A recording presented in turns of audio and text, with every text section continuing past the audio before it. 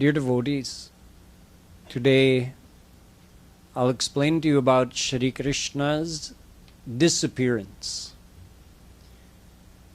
Everything about his avatar is pre-planned, from his appearance and every leela that happens in between, right up to his disappearance. Before he comes, he has already decided who is going to join him, which saints from the divine world, which devtas are going to take birth in which form, what form is he going to go in, what leelas is he going to do, with whom, and when is he going to go? At what point will he disappear from this earth?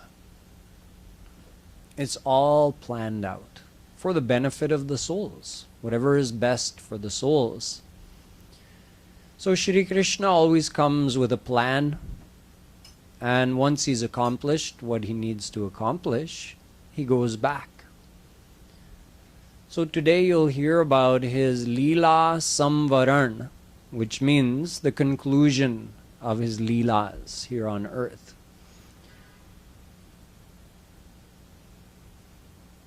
Shri Krishna had moved to Dwarika, as I told you.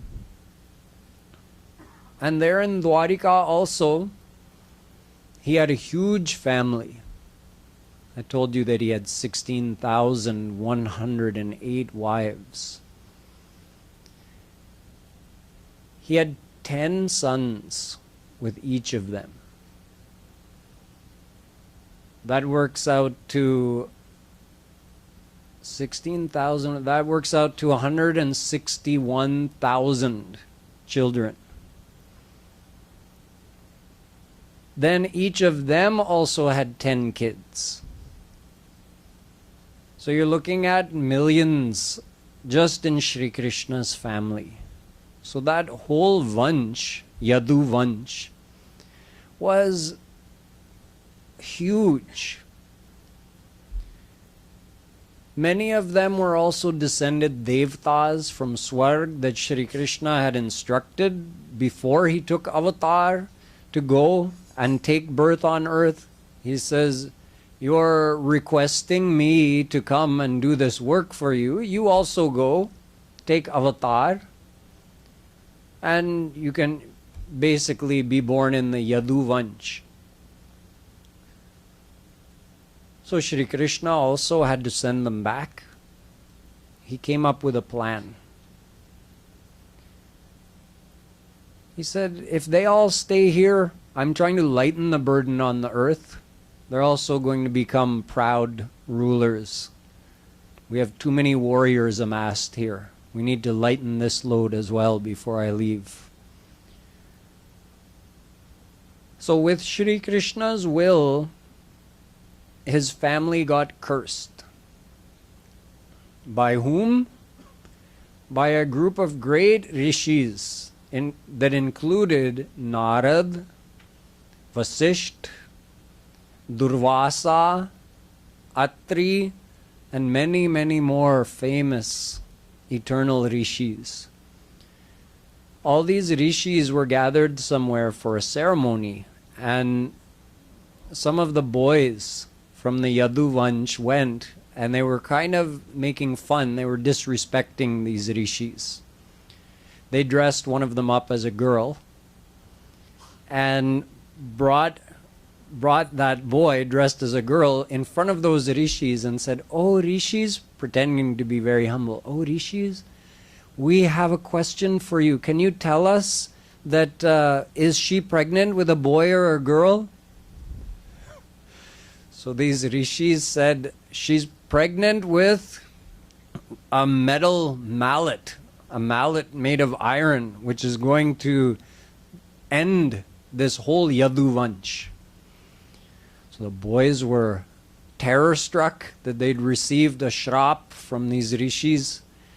And sure enough, with the grace of those rishis, out of that boy's belly came that iron mallet. They brought it to Ugrasen and Vasudevji, who were the elders there in Dwarika, and told them the whole story, Ugrasen said it must be destroyed at once. So they broke it into many pieces and pulverized it into a powder and dumped that powder into the ocean. It was swept with the currents over onto the mainland, where it grew up into some thick stalks, like reeds type of things, almost like sugar cane, those type of stalks. And one piece was left that was swallowed by a fish. And later, a fisherman netted that fish, and a hunter took the piece of metal out of the fish and fashioned an arrowhead with it. Anyway, that all comes later. Now that Shri Krishna's plan was set in motion, Brahma, Shiva, Indra, as they had come in the beginning, first of all to request Shri Krishna to take avatar, then once he manifested himself in the womb of Devaki, they came and did his stuti. Again, at this time, seeing what he was starting to do, they all came to him and said, it's been 125 autumns since you took avatar at our request, and it seems like you've accomplished everything you set out to accomplish. So we wanted to ask you, are you planning on leaving? Shri Krishna said, yes, it's time for me to go now. So again, they paid their respects, did a long stuti of Shri Krishna, and they left. Uddhoji also found out Shri Krishna is going to be leaving the earth. So he came to Shri Krishna with great love in his heart and said, what are we going to do without you? How can you leave us? We depend on you totally. Shri Krishna said, don't worry. My leelas are going to be kept in the Bhagwatam. In fact, I myself am in the Bhagwatam.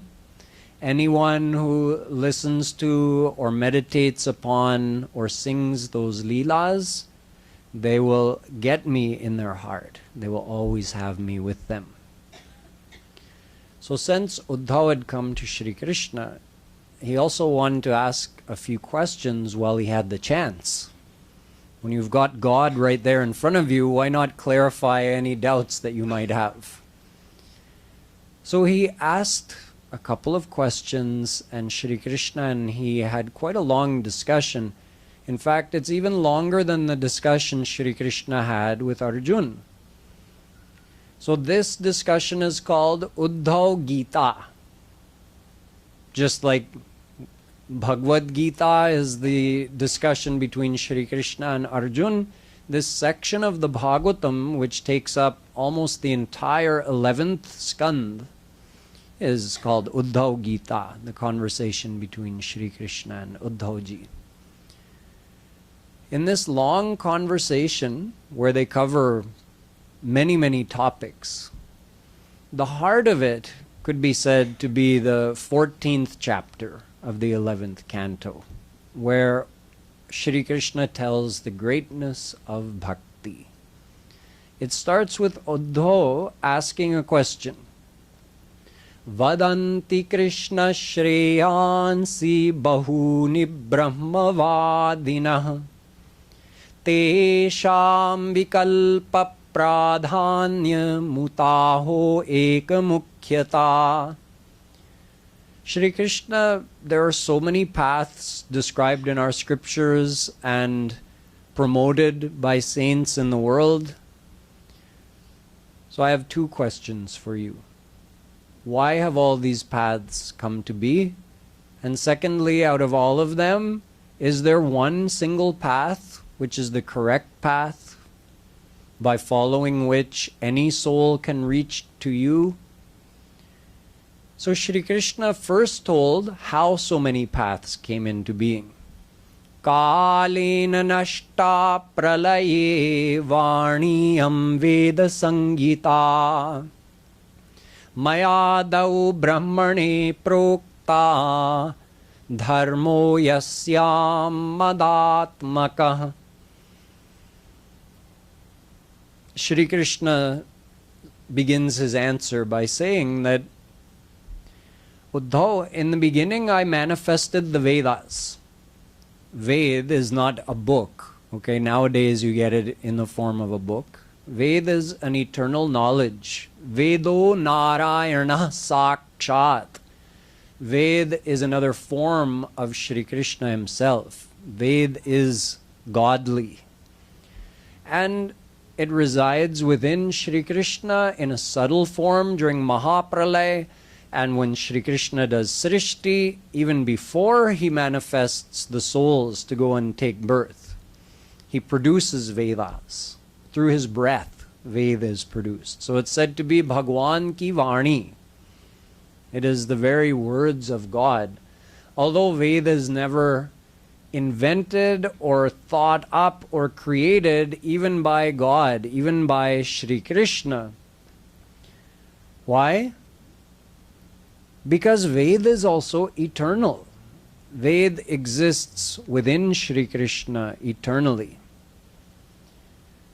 It's just manifested and again kept secretly inside of him, and then manifested, given to Brahma and then the rishis. That's what he says. Whenever Ved is lost on earth, I again, if it's over time or during the pralay, I give the knowledge of Ved to Brahma first of all. Then he gives it to the rishis. The rishis make it available to all the ordinary souls here on earth.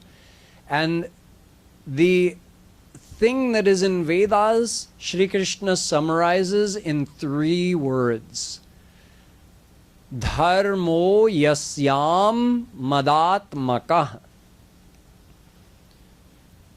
That dharma through which the souls come to me. That's what Vedas are. Ved contains dharma. And dharma is that thing by following which the souls reach God.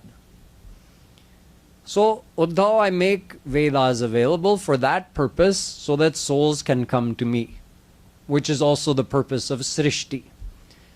But what happens is, Yatha prakriti sarvesham chitra vacha sravanti. Once Veda is available for everyone in the world, everyone gets to interpret it. The only one who is qualified to interpret Ved is one who has God's mind. In other words, after God realization, Shri Krishna gives you his buddhi. Buddhim dadami.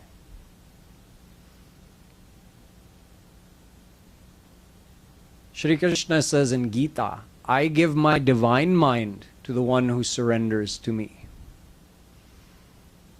Dadami buddhi yogam tam yena mamupayanti te.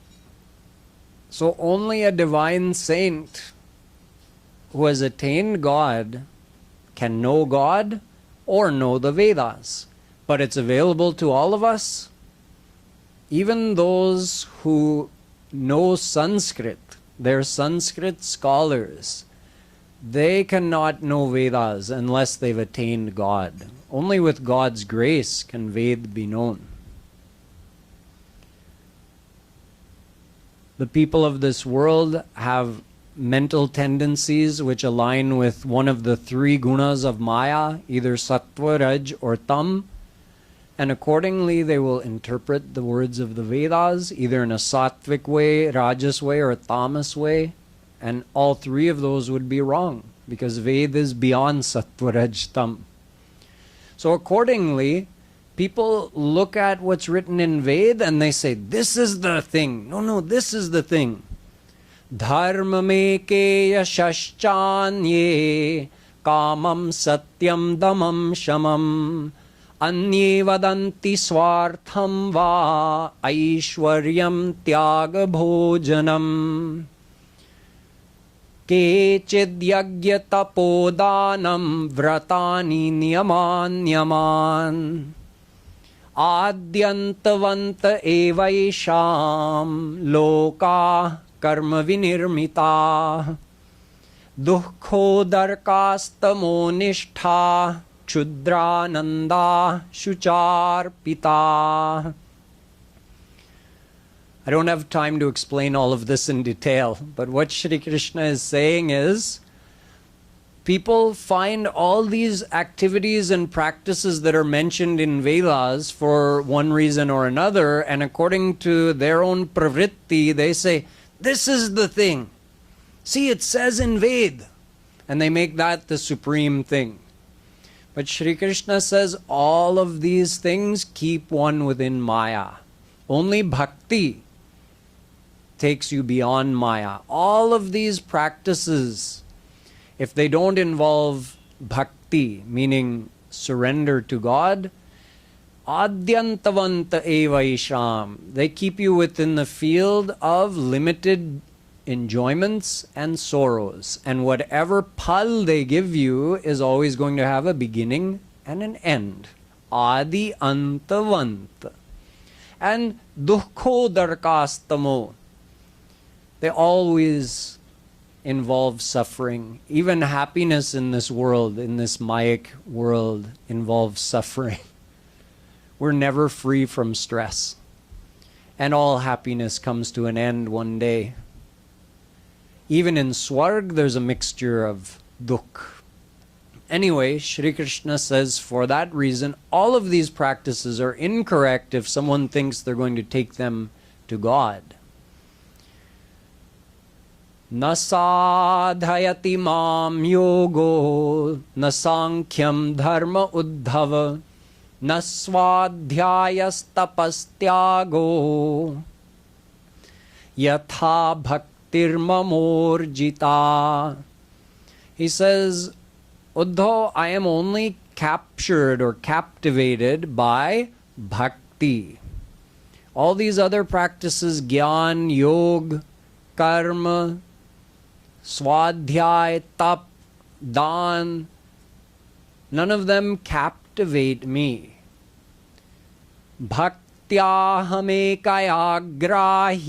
shraddhayatma priya satam bhakti punati mannishtha shvapakanapi sambhavat. He says, I am only grahya. I'm only attainable, or I can only be caught or captured through bhakti, not through any other practice. So bhakti is supreme.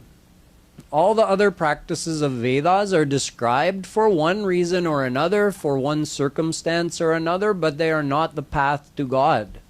They are not the ultimate dharma. Shri Krishna explained all of that to Uddhav, that bhakti is the one path for all the souls. And all other paths, they may even be described in Vedas, but they are not supreme, and they are not the path to God. In fact, no other path can fully purify your heart. Dharma satyadayopeto vidyava tapasanvita madbhaktyapetam na samyak prapunati. Bhakti fully, completely purifies your heart. But two other great things, dharma practiced with satyata, pure honesty, or the path of gyan practiced with great austerities and knowledge.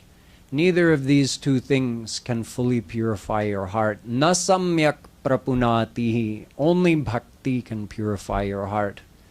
Na tatha me priyatam atmayo nirna shankara na cha sankarshano na shrir naivatma chayatha bhavan. Telling more about the greatness of bhakti, Shri Krishna says, Uddhao, someone who is devoted to me selflessly, and by selflessly he means na parameshtyam na mahendradhishnyam na sarvabhaumam na rasadhipatyam na yoga siddhira punarbhavam va. By selflessly he means someone who desires only him, and even if they were offered sarvabhaumam, the rulership of the entire earth, or parameshtyam or mahendradhishnyam, rulership over the celestial abodes, swarg, or rasadhipatyam, rulership over the demon abodes, or yoga siddhi, or apunar janma, freedom from the cycle of birth and death. Even if he were offered all of those things, he would say, no, I only want devotion to the lotus feet of Shri Krishna. I only want to serve him. So someone who has such selfless bhakti for Shri Krishna, he says something amazing. Natatha me priyatam atmayo nirnashankaraha. That selfless devotee is more dear to me than my own son Brahma or Shivji, Shankar. Nacha Sankarsharna, my own brother Balram, is not as dear to me as such a selfless devotee. Naiva Shri, even my Ardhangini, Mahalakshmi, she is not so dear to me as such a selfless devotee. In fact, that devotee is more dear to me than my own self. He says, I follow behind such a devotee. Anubrajamyaham nityam puyeyetyanghirenubhi. Why does he follow behind them? Because he wants to get their foot dust on his head. Imagine his love for his devotees. So all of this is telling the greatness of bhakti. He is attainable through bhakti.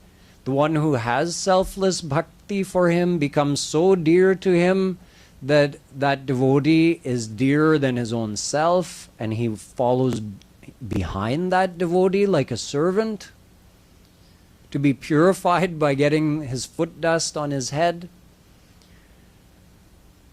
So there's one last thing to understand, which is how that bhakti must be practiced by the souls who want to reach that level.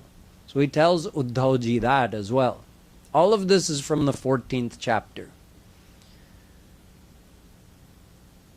Katham vinaro maharsham dravata va chetasa vinananda shrukalaya shuddhed bhaktya vinashaya.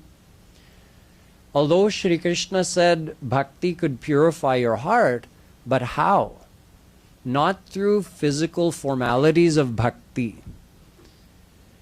Bhakti indriyon se nahi hoti hai. जो इंद्रियों से भक्ति करता है, शरीर से भक्ति करता है, वो मन, उसके मन की शुद्धि नहीं होती है. You can't purify your heart and mind through physical formalities. Shri Krishna says your heart has to melt for me. You have to cry tears when you think about me.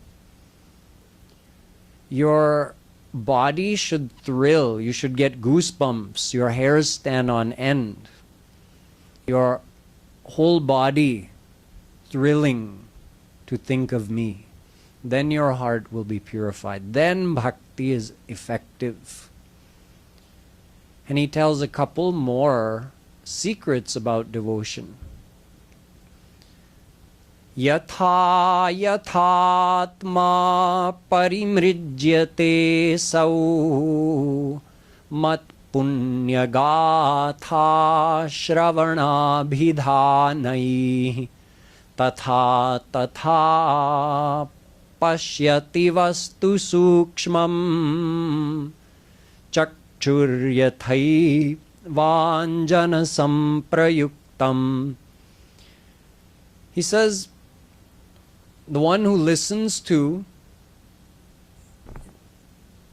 his leelas, sings about his leelas, thinks about his leelas, his heart is gradually purified. He's indicating in this that the path of devotion is a process where you engage your mind in thinking of him through his leelas, and gradually your heart is purified. It takes time, so you have to keep practicing every day. What happens as your heart is purified? Shri Krishna becomes more and more real for you. Initially, he's an intellectual idea. Oh, I've been told he exists. Until you experience something, it's a theory. You might believe it, but you don't have 100% faith in it until you experience it. Through thinking about his leelas, Shri Krishna comes to actually reside in your heart as Bhav-Rupi Shri Krishna. And the experience of his presence becomes more and more vivid. There's still a veil between you and him, but the veil becomes thinner and thinner. So when you're doing Rup Dhyan, you feel that you're actually thinking of him, meaning you're actually seeing him. In the beginning, you have to try to just imagine him, but then you start getting glimpses. Like, oh, real Shri Krishna is here. You're seeing him. That becomes more and more real and vivid. Like that parda separating you and him is becoming thinner and thinner and thinner. Shri Krishna says it's like if you have a temporary blindness and you put some Ayurvedic ointment on your eyes and you gradually regain your sight. The sight becomes more and more and more and more clear until you see everything crystal clear. So in the beginning you can't see anything. Then you start seeing shapes and maybe some fuzzy outlines, and then colors come and the image becomes sharper. The same thing happens with your devotional vision of Shri Krishna. He gives one more important piece of practical information about how our mind works. Vishayan dhyayataschit tam vishayeshu vishajjate mamanusmarataschitam mayyeva praviliyate. He says the mind has a propensity to remember the objects of enjoyment. So if you engross your mind in remembering worldly enjoyments, your mind is going to become more attached in the world, like it's becoming one with Maya. यदि आप अपना मन संसारी विषयों का मन से संसारी विषयों से चिंतन करते हैं तो फिर उसी का अटैचमेंट बनता है. If you use the same mind and remember Shri Krishna's beautiful form, his leelas, use all of your five senses to desire him, see, it's the very same activity of the mind. You just diverted it towards Shri Krishna. Now your mind is getting attached to him. Now you're doing bhakti. We don't have to learn any new skill to do devotion. We just have to divert the activities of the mind towards Shri Krishna. The nature of our mind is to love. We just have to love Radha Krishna. The nature of the mind is to desire beauty, love, happiness, all the enjoyments through the five senses. Bhakti just means desiring Shri Krishna's beauty, his love, desiring him with all of your senses. So you see, as I told you in the very beginning, where the Gita ends, the Bhagwatam begins. Because in Gita, Shri Krishna says, Mayyarpita mano buddhi, man mana bhava. In many places he tells Arjun to give your mind to me. But exactly how is that done? He tells in the Bhagwatam. By revealing all of those leelas and showing through all of those interactions with all those different classes of devotees and saints, you can love me like this, you can love me like this, you can love me like that. That's how you give your mind to him, by loving him. It's not possible otherwise. So we can all benefit from the Bhagwatam by understanding the philosophy of the Bhagwatam and by following the example of the devotees, the great saints, whose examples are given in the Bhagwatam. In the Gita also, Shri Krishna says, Kaunteya pratijanihi name bhakta pranashyati. My devotee never falls. In the Gita, he says that to Arjuna. In this 14th chapter, he also tells Uddhao that even an ordinary devotee whose mind gets diverted into material enjoyments, if he tries to keep bringing his mind back to me, if he tries to keep thinking about my leelas, my form, he keeps chanting my name, there is so much power in my name, form, leelas, all these things, that even an ordinary person with so many worldly desires and attachments, he eventually can overcome all of that. He can defeat all of those desires and attachments and gain control over his mind simply by making use of my leelas, name, forms. Engrossing his mind in that, he can conquer these almost impossible to conquer foes of Maya. Such is the power of bhakti. So in this way, Shri Krishna explained to Uddhao the greatness of bhakti, and then he told him, now it's time for you to go to Badrika Ashram. Shri Krishna also took avatar up there in the form of Narayan long before. So he's sending Uddhao to go and live up in that holy place. Uddhavji reluctantly left with Shri Krishna's agya. And now Shri Krishna decided to tell all the residents of Dwarika, a bad time is coming. This curse has already been given to us, and there are lots of signs as well. If you look at the world around, it seems that there are a lot of signs telling us our end is near. So I think it's good if we leave Dwarika, let's get on a boat and head to the mainland. Many boats, obviously, to move that many people.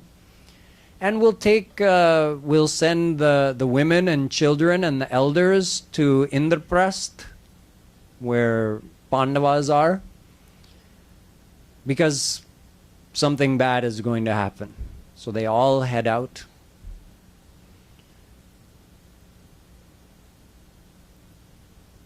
When they reached the bank, they performed some auspicious ceremonies. And that night, under the effect of that shrap, the men of Shri Krishna's vansh, all the yadus, they started fighting.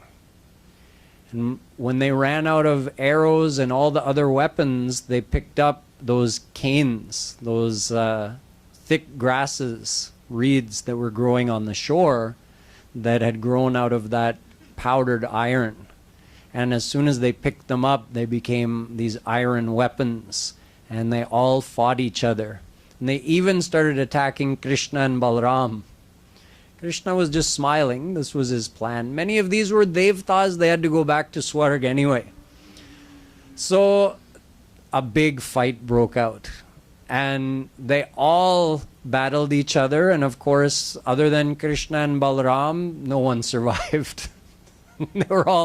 They all either went back to their divine abode or back to Swarg, wherever each individual lived. Then Balaram also left his body, and Shri Krishna told who was left. Not Akrurji. Even Akrurji got involved in the fight and left. So Shri Krishna sent them, all the women and children who survived, he sent them all to Indraprasth. Then Shri Krishna sat on the bank of Saraswati river under a pipal ka ped, and putting his right foot up on his thigh, crossing his leg like that, his beautiful pinkish foot, the base of it looked like the face of a deer. It was so pretty. And that other piece of iron that had been recovered by a hunter and fashioned into an arrowhead, he also happened to be passing by. And he saw from a great distance the sole of Shri Krishna's foot, and he fired that arrow into it. And then realizing what he had done, he came running and fell at the feet of Shri Krishna and begged his forgiveness. And Shri Krishna said, no, this has all happened with my will. This is all the blessing of those rishis who helped me bring all of this leela to an end. So you don't worry about it. You may go to Swarg. And he left. And then again, Brahma, Shankar, Indra, they all tried to observe as Shri Krishna decided to leave, and he vanished. No one could tell, kis raaste se gaye apne lok. How did he go back to his divine abode? Nobody knew. So Shri Krishna simply vanished. But there's a secret told by Shri Krishna's family's guru, Gargacharya, that when he vanished from that spot on the west coast of the mainland, he reappeared in Braj amongst Radharani and the gopis and Gwalbals, all the Brajwasis, and with all of them together, they all entered into Shri Krishna's divine abode. So this is how Shri Krishna left the earth, the same as how he came. Shve chamayasya natu bhutamayasya kopi. In Bhagwatam, Brahmaji says to Shri Krishna, you come of your own free will, your body is made of your own self. It is not made of Panchamahabhut. And when you decide to leave, you go whenever, however you please. So it was the end of Shri Krishna's leela. We call that leela samvaran, or you may call it his mahaprayan, meaning his great departure from this world. But when Shri Krishna leaves, he doesn't die. He doesn't leave his body behind. Just as he appeared in this world with his omnipresent divine body which already exists, tamekam govindam satchidananda vigraham, according to Vedas, his body is eternal and is the very form of Satchidanand. He merely manifests it in a visible form at one place, but he's still omnipresent. And then when he leaves the earth, it just means that form that was visible to all the ordinary people has now vanished. So we say he entered back into his divine abode, or he left the earth. This is just because we have to say something. We know he was already omnipresent. He's still omnipresent. Even when he was here, he was still in his divine abode. So to say that he left here and returned to his divine abode is just a convenient way of expressing it. It's not the actual fact. He just made that one form become invisible to materialize. So this is how Shri Krishna concluded his leelas by explaining to Uddhao ji the importance of bhakti, and then in his own divine way with Radharani and all the Brajwasis returned to his divine abode. For us, the whole thing is pretty simple. We just have to do bhakti. The whole point of telling about or listening to the Bhagwatam is to inspire ourselves to do more devotion, have more faith in Shri Krishna, desire for his vision, understand the importance of loving him selflessly, and then practice. Practice remembering his leelas, chanting his name while thinking of his form and leelas. For that, the Bhagwatam has given us a lot of material by explaining those leelas. So devotion has become very easy with the grace of Shri Krishna. All we have to do is love him. In whatever way our heart likes to love, we love him that way and remember his leelas. Make up our own leelas with him. But we have to do devotion, and only that is the correct use of all the stories we've been hearing about Shri Krishna's leelas from the Bhagwatam. And by doing that, one day we will be able to get his divine vision and meet him face to face. Boliye Vrindavan Bihari Lal Ki